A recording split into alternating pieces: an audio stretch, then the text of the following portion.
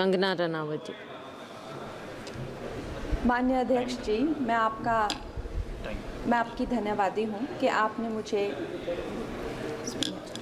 आपने मुझे railways amendment bill 2024 पर अपने विचार रखने का मौका दिया। माननीय रेल मंत्री श्री अश्विनी वैष्णव जी द्वारा प्रस्तावित इस बिल का मैं स्वागत करती हूँ।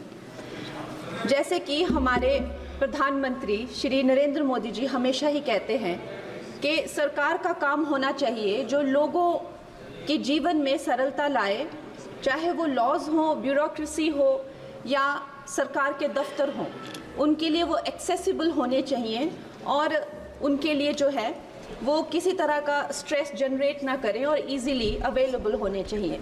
निश्चय ही ये जो बिल है इस उद्देश्य में जो है वो सफल होता है और इसके अंतर्गत जो है 1905 में जो रेलवे बोर्ड एक्ट था उसको 1989 में जो रेलवे एक्ट है उसमें क्लब किया जा रहा है। निश्चय ही इस तरह के जो एक सिंगुलर लॉ बनाकर जो है वो आई फील कि हमारे जो साधारण मानवीय हैं उनके लिए बहुत ही इजीली अवेलेबल होंगे, एक्सेसिबल होंगे, इसीलिए मैं इसका स्वागत करती हूँ।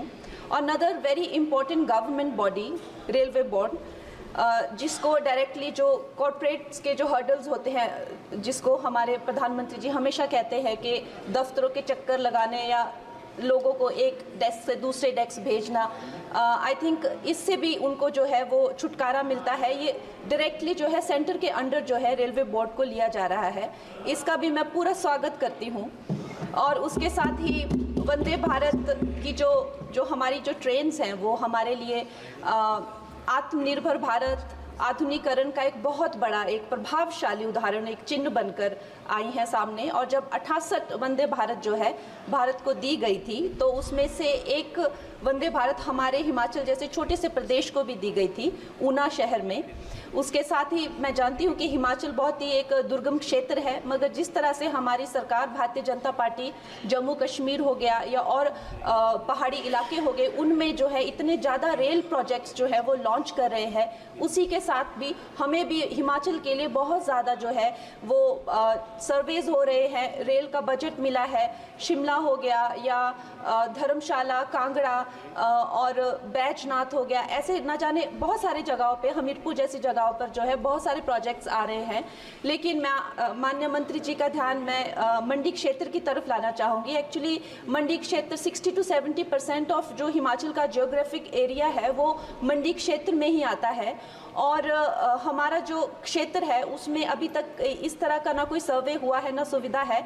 अगर हमारे क्षेत्र में अगर चाहे वो सेंट्रल मंडी अगर दिल्ली से जुड़ता है या चंडीगढ़ या चाहे अंबाला जैसी 2-3 जगहों से भी अगर हमें जोड़ा जाए तो हमारे हिमाचल की जो प्रगति और विकास है उसमें हमें बहुत सहायता मिलेगी। और उसके साथ ही मैं बहुत बहुत बधाई देती हूँ हमारे मंत्री जी को for 2024 railway amendment bill. Thank you. Shri Shyam सुंदर बारवे। श्री श्याम सुंदर बारवे।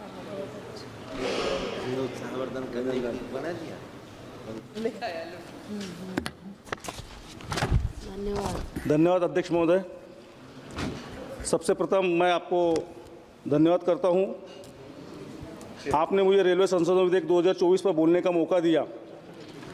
अभी मैं जिस तरीके से सुन रहा था अध्यक्ष महोदय कि मुझे ऐसा लग रहा है कि 2014 से ही रेलवे बोर्ड चालू हुआ है और रेलवे चल रही है देश में।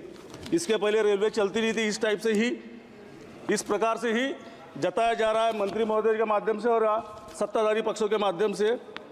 लेकिन आपको बताना चाहूँगा कि किस तरीके से रेलवे ये 2024 में नहीं, 2014 में नहीं तो 1903 से चालू 1905 से विधेयक तैयार किया गया है बोर्ड अधिनियम के तहत, रेलवे बोर्ड अधिनियम के तहत। जिस तरीके से ये विधेयक लाया गया है, जोनल और डिवीज़न इनके अधिकारों को निरस्त करने का काम करने का तरीका है ये। और सारे लोगों को यहाँ दिल्ली में केंद्र में बुलाकर लोगों को परेशान करने के हिसाब से ये बिल और ये तैयार किया गया है, मुझे ऐसा लगता है। इसमें अध्यक्ष महोदय, रेलवे बोर्ड के सदस्यों की नियुक्ति, उनकी सेवा की शर्तें आदि को लेकर भी संदेह है। जिस प्रकार से रेलवे बोर्ड के चेयरमैन, सचिव और अन्य सदस्यों की नियुक्ति होगी, उसमें राजनीतिक हस्तक्षेप बढ़ाने की संभावना ज़्यादा है। अध्यक्ष महोदय, इस सरकार ने स्थायी रेलवे कर्मियों की संख्या कम कर दी है। 16,50,000 से लगभग 13 लाख कर दिया गया है, जबकि रेलवे में कुल 2,63,915 पद खाली है। भारतीय रेलवे का निर्माण पिछले 150 वर्षों में देश के लाखों श्रमिकों के खून पसीने से हुआ है। सरकार आधुनिकीकरण के नाम पर रेलवे को निजी हाथों में दिया जा रहा है। इसका एक और उदाहरण है रेलवे स्टेशन के आधुनिक। अध्यक्ष महोदय, इस सरकार ने विवेक देवराय समिति का गठन किया और उन्होंने लगभग रेलवे निजीकरण की दिशा में प्रमुख कदमों की सिफारिश की। भारतीय रेलवे का पूर्ण निजीकरण, रेल बजट को खत्म करना, जिससे भारतीय रेलवे की विशेष स्थिति समाप्त हो गई। अध्यक्ष महोदय, मैं आपके सामने कुछ तथ्य को भी रखना चाहता हूं। सरकार जो कहती है वो करती नहीं है और ये आंकड़ों से साबित होता है। हमारी पार्टी और हमारे दल के नेता श्री राहुल जी गांधी हमेशा रेलवे के निजीकरण के खिलाफ बोला है और सरकार के द्वारा झूठ का प्रचार किया जा रहा है कि रेलवे का निजीकरण नहीं हो रहा है, जबकि रेल मंत्री जी ने खुद लोकसभा में 16 सितंबर 2020 लिखित उत्तर में बताया कि चुनिंदा और लाभदायक 109 मार्गों पर 150 यात्री ट्रेनें निजी करने की प्रक्रिया शुरू हो चुकी है। अगर 150 ट्रेनों के परिचालन को निजी हाथों में देने की प्रक्रिया सरकार ने शुरू कर दिया है, तो देश का विकास, रेलवे का विकास और युवा को रोजगार कैसे मिलेगा? अध्यक्ष महोदय, मैं लास्ट में बोलना